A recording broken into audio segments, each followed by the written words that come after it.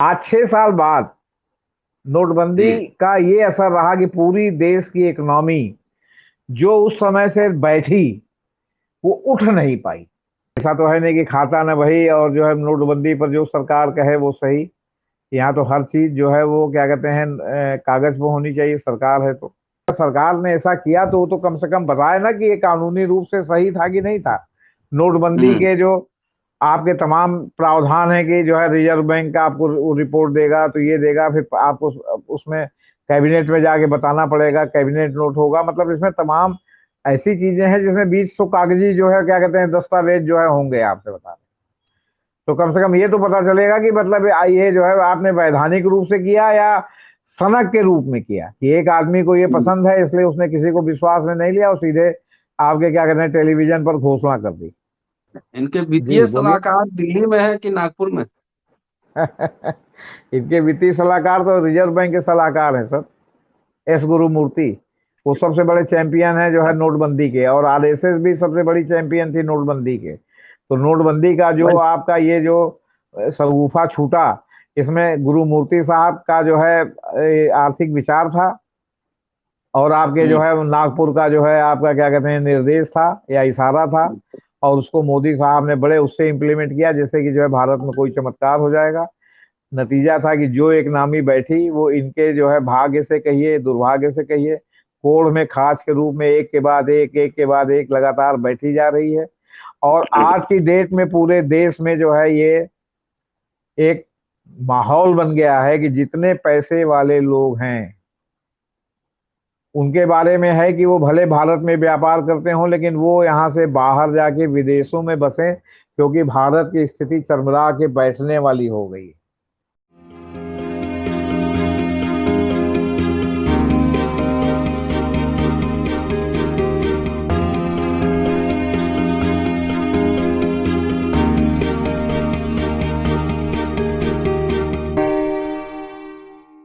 8 नवंबर 2016 की वो रात रात स्याह थी, घोर स्याह थी या सफेद थी, इसकी समीक्षा में अपने दोस्तों, अम्बेडकरनामा सुनने वाले दोस्तों के ऊपर छोड़ता हूं। याद दिला दूं, उस दिन अचानक आनन फानन में भारत के प्रधानमंत्री टेलीविजन पर आए और नोटबंदी की घोषणा कर दी। अफरा तफरी मचा, लोग परेशान हुए। अगले दिन से बैंक में भारी भी कई अप्रिय घटनाएं घटी। गोदी मीडिया ने कहा मोदी जी का मास्टर स्ट्रोक, काला धन पर अंकुश लगेगा और उस नोट में चिप लगाया जाए और आतंकवादी को जमीन के अंदर से घुस के पकड़ के लाया जाए। तमाम ये शगुफे गोदी मीडिया की ओर से प्रचार किए गए।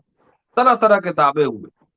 क्या आज चुनाव में काला धन इस्तेमाल नहीं हो रहा है और कहाँ नहीं हो रहा है, ये आप साथ ही हमें बताएंगे। अगर यह इतना ही बड़ा मास्टर स्ट्रोक था तो 6 बरस बाद ये बलशाली, महाबलशाली भाजपा नरेंद्र मोदी की सरकार सुप्रीम कोर्ट में सुनवाई से क्यों भाग रही?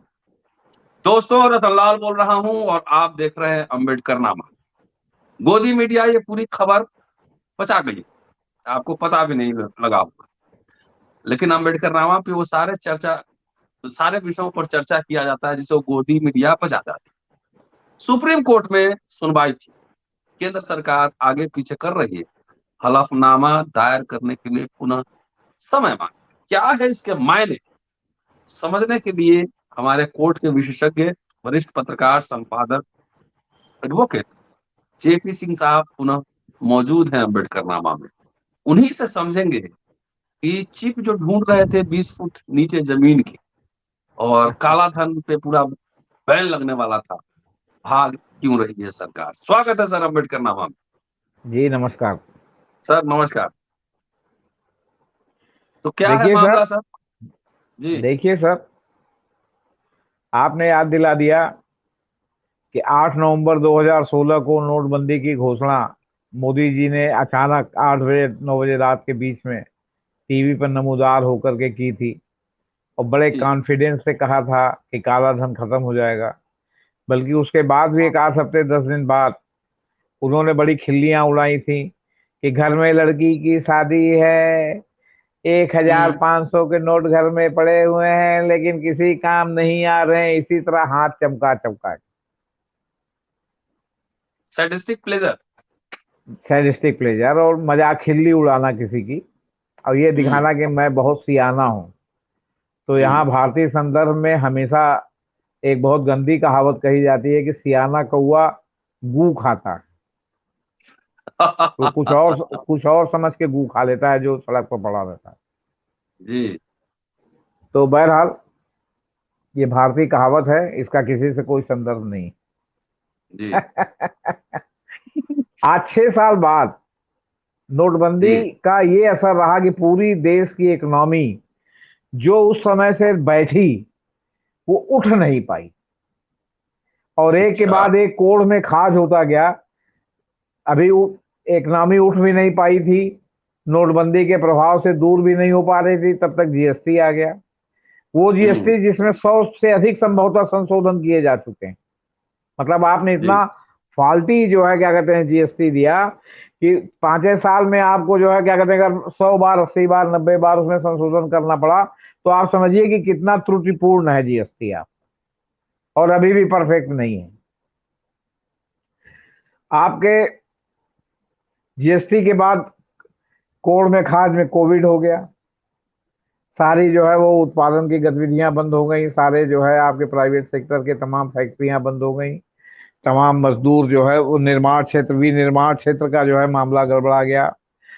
आपने विनिर्माण क्षेत्र में रेरा लाए, रेरा लाने के बाद आपने बैंकों को फाइनेंस का दो रूप कर दिया। एक और है कि जो कारपोरेट को अंधाधुंध पैसा दे रहे हैं, और एक और है कि जो आपने कहा कि रेरा सेक्टर में जितने भी बिल्डर हैं उनको जब एक पेमेंट हो जाए तब दूसरा आप फाइनेंस कीजिए, जो कि उनके पूरे सिस्टम को ही बैठा देता है, क्योंकि 30% ही बुकिंग होती है तो काम शुरू कर देते हैं। फिर जैसे जैसे काम उनका पूरा होता है, जब बिल्डिंग की डिलीवरी करते हैं तब पैसा आता है, लेकिन अब काम जब पूरा होने लगता है तब दूसरा शुरू कर देते हैं, वहां भी 30%। तो कहने का मतलब कि पैसा बीच में फ्लोटिंग के रूप में जो है फंसा रहता है। अब आप कहेंगे कि इसका पहले पूरा दे दो तो दूसरा करो, तो दूसरा वो कर ही नहीं पाएंगे। बिल्डिंग सेक्टर पूरा जो है कंस्ट्रक्शन सेक्टर बैठ गया है, आप बता बुरी तरह। बड़े बड़े मतलब जेपी की कितनी कंपनियां बिक गई, आपके जो है क्या कहते हैं आम्रपाली है, आपके सुपरटेक है, 2 टावर अभी गिराया गया। आप नोएडा से जो है आप आगरा एक्सप्रेसवे से जो है जब आधा पार कर लेंगे और आपका जेवर ओवर के आसपास से जब आप पूरा नोएडा में घुसते हुए आप जो है क्या कहते हैं दिल्ली में घुसेंगे, तब तक आपको इतनी आधी अधूरी बिल्डिंगें कई कई स्टोरी की खड़ी मिलेंगी, जिसके जो है वो ईंटे पर जो है और जो उसके ऊपर पोल पर जो पिलर है उसके ऊपर काई जमी हुई नजर आएगी, कहीं घास भी जमी हुई नजर आ सकती है। तो कहने का मतलब पूरा सेक्टर बैठ गया। अब 6 साल बाद ये मामला सुप्रीम कोर्ट में सुनवाई के लिए आया, दाखिल तो बहुत पहले ही हुआ था, जी। लेकिन लाइक माइंडेड चीफ जस्टिस होने के नाते, मास्टर ऑफ रोस्टर होने के नाते इसकी तारीख ही नहीं लग रही थी। ये तो हम्म। ललित साहब ने जो है वो कि तमाम संविधान पीठ और वो सब पीठ बनाया और तमाम पुराने मुद्दे, लेकिन अभी भी बहुत बहुत महत्वपूर्ण मुद्दे, 370 का मुद्दा, आपका मनी बिल का मुद्दा कि जो सामान्य बिल को मनी बिल बना के सरकार ने पेश किया, इस तरह तमाम मुद्दे अभी भी लंबित हैं। अब देखिए आने वाले समय में क्या होता है। अभी तो फिलहाल कई ठो संविधान पीठ वो बना के गए हैं। जी। संविधान पीठ भी कहते हैं कि 10 साल बाद बनी है, उस 10 साल तक संविधान पीठ नहीं चल रही, रोजमर्रा के ही काम चल रहे थे, क्योंकि इस बीच में आपके दीपक मिश्रा से लेके और आपके क्या कहते हैं रंजन गोगोई बोबोड़े तक जो चीफ जस्टिस हुए थे, वो सब चीफ जस्टिस जो है वो राष्ट्रीय मोड में चलने वाले चीफ जस्टिस थे। संविधान और कानून राष्ट्रीय मोड की बात था। खैर, जी। अब आप ये बताइए कि ये कोई रतन लाल जी का या जेपी सिंह के घर का तो जो है शादी ब्याह का हिसाब है नहीं हम्म। कि आपने अपने आप ही खर्च करने वाले हैं और आप ही हिसाब देखने वाले हैं कि आप हिसाब लिखें। आप खर्च भाई पैसा इतना है आपको इतना शादी ब्याह में खर्च करना है, आप खर्च करते गए खर्च करते गए, तो कहीं ना कहीं खर्च हुआ ना, आपने लिख के नहीं रखा। लेकिन केंद्र सरकार, राज्य सरकार, कोई कंपनी इस तरह तो नहीं होती कि जहां कोई लिखा पढ़ी ही ना हो। और सीताराम केसरी का मामला सही हो, जब वो कोषाध्यक्ष थे कांग्रेस के, तो कहा जाता था उनके बारे में कि खाता न बही, जो सीताराम कहे तो सही। तो अब हम्म। ऐसा तो है नहीं कि खाता न बही और जो है नोटबंदी पर जो सरकार कहे वो सही। यहाँ तो हर चीज जो है वो क्या कहते हैं कागज पे होनी चाहिए, सरकार है तो। फिर आपका समय समय पर फाइनेंशियल से लेके तमाम जो है वो भी होता है, आपके ऑडिट भी होता है, उसमें भी सब कागज जो है दिखाना पड़ता है। तो बिना कागज के तो सरकार चलती नहीं है। कागज है जी। तो आपको दस्तावेज रखना ही पड़ेगा। हम्म। अब 6 साल बाद जब कोर्ट में मामला आया 12 आपके अक्टूबर को, तो पहले तो जो है सुप्रीम कोर्ट में जो है आपके सॉलिसिटर साहब जनरल ने कहा कि साहब अब ये अप्रासंगिक हो गया है, अब इसका कोई मतलब नहीं है। अब अगर आप इस हम्म। पे सुनवाई करेंगे तो एकेडमिक सुनवाई होगी, और संविधान पीठ जैसी पीठ जिसमें 5 जज शामिल हैं, उसका समय नष्ट होगा। तो ये तकलीफ देह होगा, समय नष्ट होगा, तो इसमें कई मुकदमे इस बीच में डिसाइड हो सकते हैं। तो इसको सुनने का कोई औचित्य नहीं है। लेकिन विपक्ष के वकीलों ने, चिदम्बरम है, श्याम दीवान है, और भी लोग हैं, उन्होंने जी। जोरदार तर्क दिया कि ये एकेडमिक कैसे हो सकता है, भविष्य के हम्म। बारे में भी मार्गदर्शक हो सकता है। और फिर अगर सरकार ने ऐसा किया तो वो तो कम से कम बताए ना कि ये कानूनी रूप से सही था कि नहीं था। नोटबंदी हम्म। के जो आपके तमाम प्रावधान है कि जो है रिजर्व बैंक का आपको रिपोर्ट देगा, तो ये देगा, फिर आपको उसमें कैबिनेट में जाके बताना पड़ेगा, कैबिनेट नोट होगा, मतलब इसमें तमाम ऐसी चीजें हैं जिसमें 20 कागजी जो है क्या कहते हैं दस्तावेज जो है होंगे, आपसे बता दें। तो कम से कम ये तो पता चलेगा कि मतलब ये जो है आपने वैधानिक रूप से किया या सनक के रूप में किया, कि एक आदमी को ये हम्म। पसंद है इसलिए उसने किसी को विश्वास में नहीं लिया और सीधे आपके क्या कहते हैं टेलीविजन पर घोषणा कर दी, और बाद फाइनेंस में जो है मिनिस्टर को लोगों ही को पता पता नहीं था। चला है। फाइनेंस मिनिस्टर को ही हाँ हाँ, पता नहीं था। कहा यही कहा, यही जाता है कि न फाइनेंस मिनिस्टर को पता था, न इनके मंत्रिमंडल के सहयोगियों को पता था। मतलब सब ऐसे ही था। इसकी जबकि एक प्रक्रिया है, मतलब जी। रिजर्व बैंक के गवर्नर को भी हो सकता है इन मौके पे बताया गया, उनको भी ना पता हो। ये सब चीजें जब दस्तावेज संबंधित सामने आएंगे तो पता चल जाएगा कि है कि नहीं। अब इस दस्तावेजों में हो सकता है सरकार, अभी तो एफिडेविट आया नहीं, सरकार कह दे कि इसमें आधा से ज्यादा खो गया है, तो मंत्रालय में चोरी हो गई है। जैसे आपके उन्होंने राफेल वाले में जो कहा था कि साहब जो है बहुत से दस्तावेज चोरी हो गए हैं। अब जो सरकार के इतने सुरक्षित 7 ताले के भीतर अगर ताले में बंद हो के चोरी हो गए हैं, तो फिर तो कुछ भी चोरी हो सकता है। नहीं, जैसे अभी अब चूहा जब, शराब पी गया था बिहार में। बिहार में हाँ चूहा जी, शराब पी। चूहा शराब पी गया था।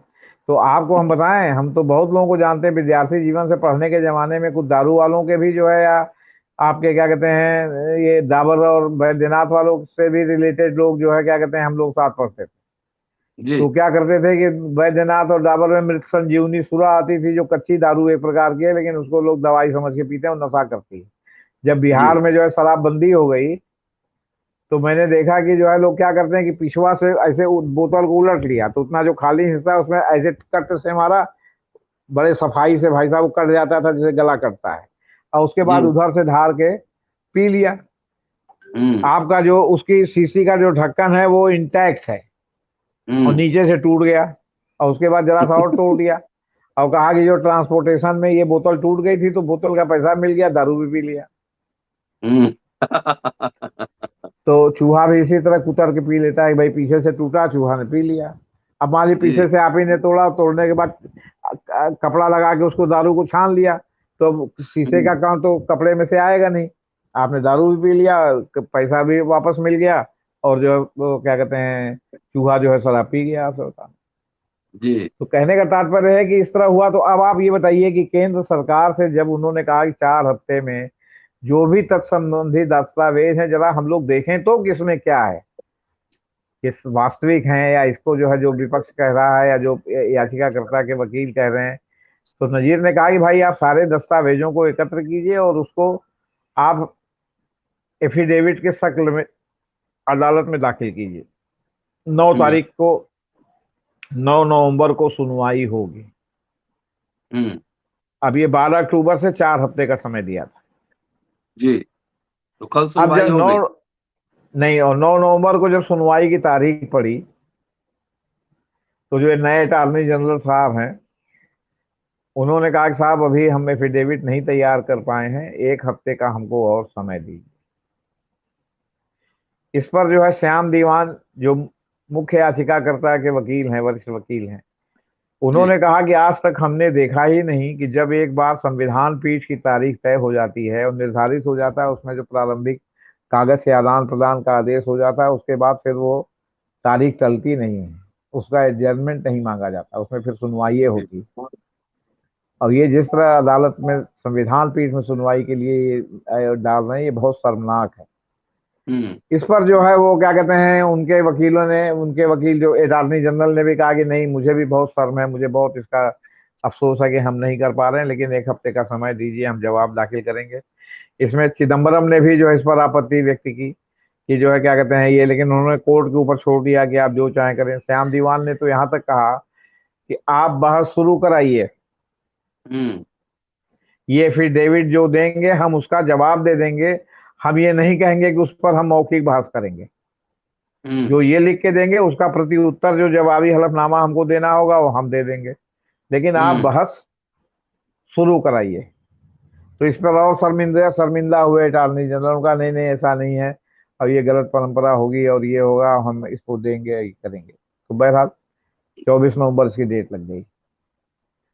अब जिसमें जस्टिस नागरत्ना जो इस पीठ की सदस्य हैं, उन्होंने साफ रूप से कहा कि हम्म। अभी तक कभी भी संविधान पीठ में जब एक बार फाइनल दे दिया जाता है कि भाई इस तारीख तक रिपोर्ट दे, वो अपना एफिडेविट दे दीजिए और उसके बाद इस तारीख से सुनवाई शुरू हो जाएगी, तो कभी भी फिर ये नहीं होता कि जो है एफिडेविट न दे करके समय मांगा जाए एफिडेविट देने के लिए। जी।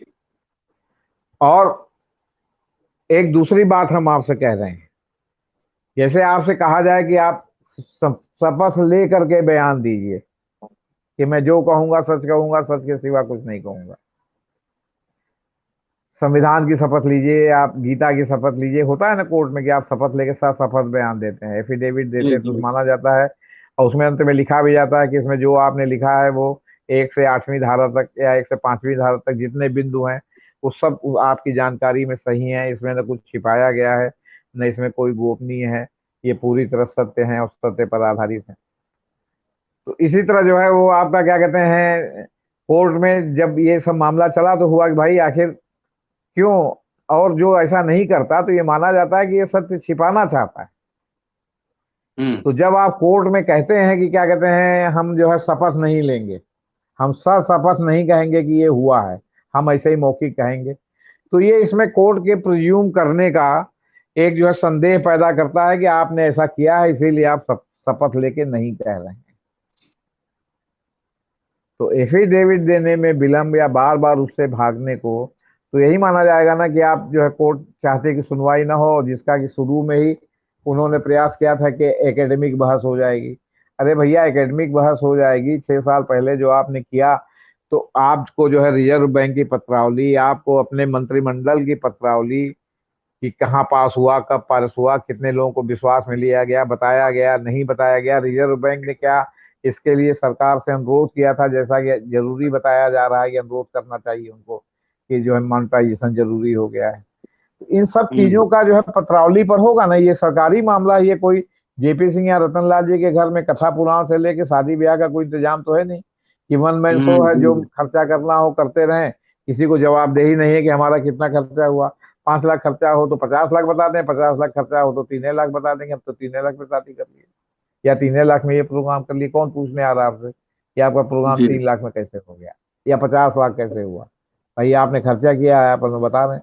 लेकिन यहाँ तो सरकारी दस्तावेज का मामला है ना, अब 6 साल बाद अगर आपको दस्तावेज नहीं मिल रहा है या जवाब देने में आपको परेशानी हो रही है, तो प्रथम दृष्टया जनता के शक को ये मजबूती मिल रही है कि आपने गैर कानूनी ढंग से वेस्टेज इंटरेस्ट के तहत, निहित स्वार्थ के तहत आपने ये लागू किया था।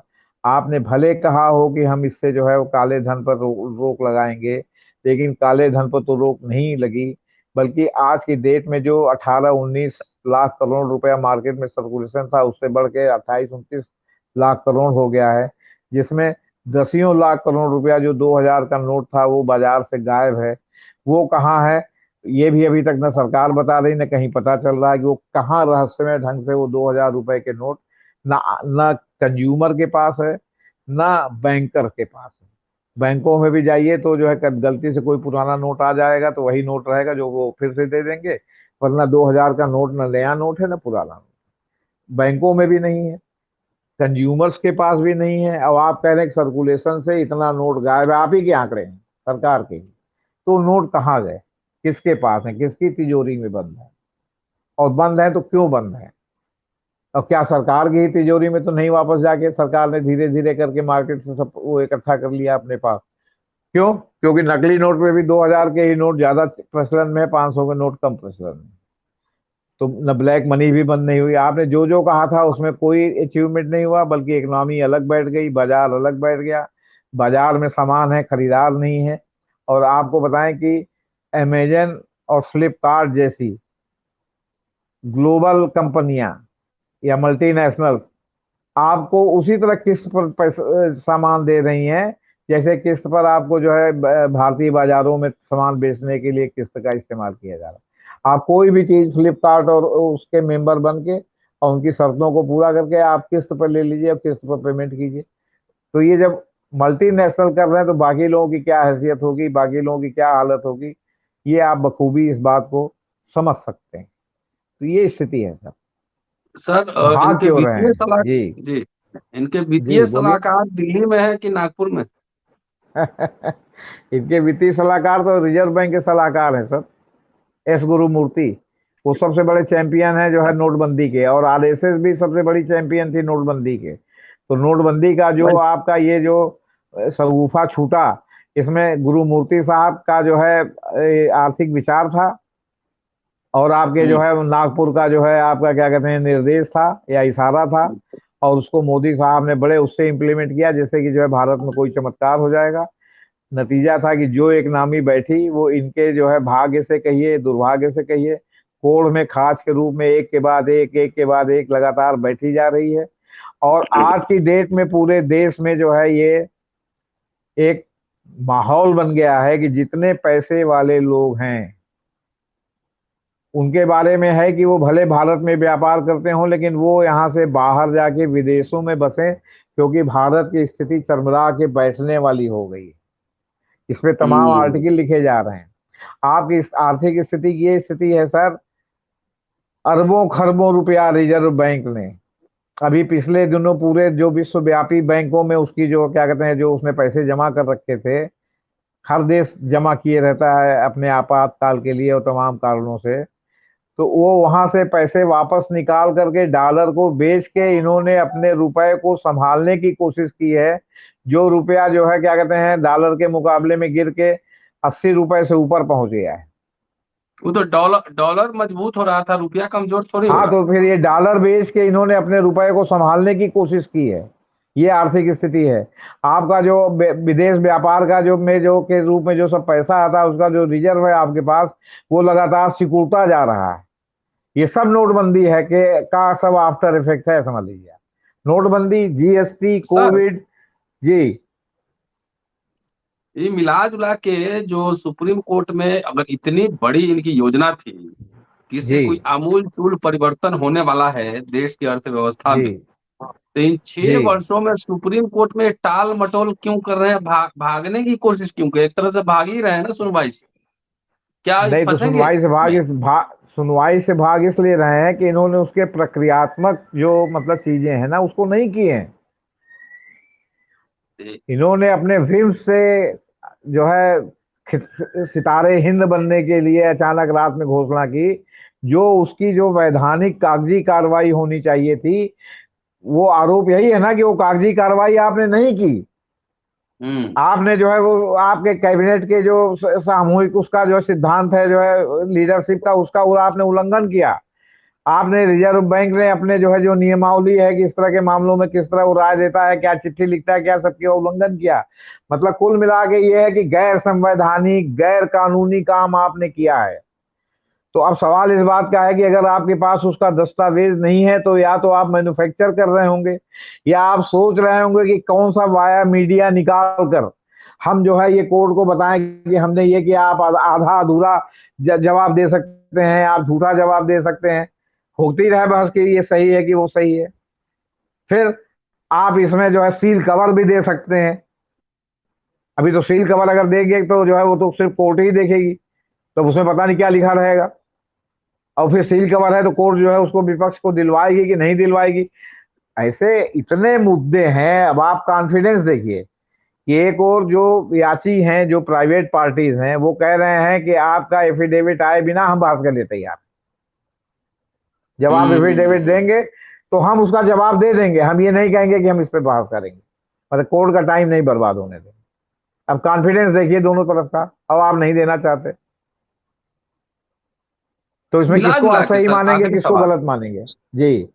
जी, आखिरी सवाल। जी। Who will be held response, आप जो बात कह रहे हैं उसके लिए जिम्मेदार किसको माना जाएगा, और उसके लिए क्या अगर ये प्रूव हो गया कि गैर कानूनी काम था, गैर संवैधानिक था, then who will be held responsible, और क्या प्रधान पनिशमेंट उसके लिए हो सकता है? देखिए, प्रधानमंत्री से लेकर रिजर्व बैंक ऑफ इंडिया तक होगा, लेकिन इसकी अच्छा। परिकल्पना संविधान के न संविधान सभा में की गई थी, न इस संविधान के जनक डॉक्टर अंबेडकर ने की थी। ये सब आदर्श जी स्थिति मान के सब चला जा रहा था। ये हो रहा था कि भाई देश इतनी गुलामी के बाद जो छोटे छोटे राज्यों को मिला के इतना बड़ा देश बना है, तो यहाँ सब लोग बहुत आदर्श स्थिति में रहेंगे, सब उसका पालन करेंगे। सवाल इस बात का है कि इस पर बहुत क्लियर कट लॉ नहीं है। इस तरह का मामला ऐसा फंसा है जिसमें सरकार को अगर आ जाएगा कि इन्होंने गैर संवैधानिक कार्य किया है, तो उसमें सरकार बर्खास्त करने के अलावा दूसरा कोई विकल्प नहीं है। लेकिन उसका कोई जी जो है वैधानिक प्रावधान कहीं किताब कानून की किताबों में नहीं लिखा है। दूसरी बात, माननीय जज साहब लोग इसमें कौन सा राष्ट्रवादी मोड़ लाएंगे, ये भी जब तक डिसीजन नहीं आएगा तब तक जो है आप कुछ कह नहीं सकते। आप बता, ये मामला उस तरह का हम्म, है कि आपको जेपी सिंह का सिलेक्शन करना है, और जेपी सिंह हम्म, एकेडमिक रूप से आपके दो तीन कैंडिडेट के बाद चौथे नंबर पर हैं। जी तो आप कहेंगे कि ऐसा है कि वो और लोग तो कॉपी पेस्ट टाइप का इनका सब काम है, या कॉपी बुक टाइप का काम है, जो मतलब कॉपी बुक है उसमें जो लिखा हुआ उस तरह का। लेकिन जेपीसी का इनोवेटिव टाइप का काम है। इनको अगर मौका दिया जाएगा तो इतना बड़ा इनोवेशन करेंगे कि वो जो है देश में जो है वो होमी जहांगीर भाभा के बाद बस जेपी सिंह ही रहेंगे। आप हमारा अपॉइंटमेंट करा लीजिए। जी जी जी। तो ये है। चलिए सर, शुक्रिया। और इस सरकार में नैतिकता नाम की तो चीज होगी नहीं।